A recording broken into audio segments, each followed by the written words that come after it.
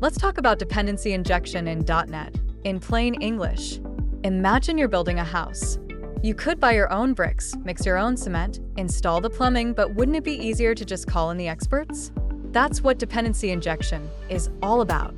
Instead of your classes creating everything they need on their own, DI hands those things over like a toolbox already packed with the right tools.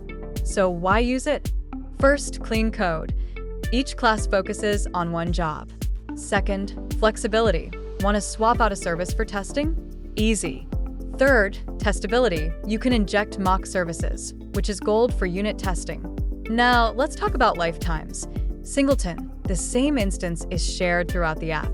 Think of a logging service. You don't need 50 loggers, just one.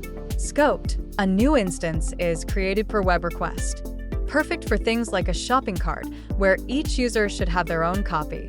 Transient. Every time it's requested, a new instance is created. Great for lightweight or stateless services. Here's a real-world example. Imagine an e-commerce site.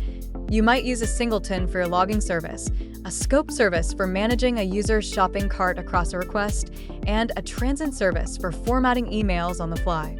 And the best part? .NET has built-in support.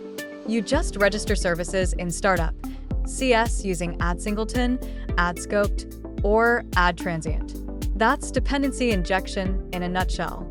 Once you get the hang of it, your code becomes more modular, testable, and way easier to manage.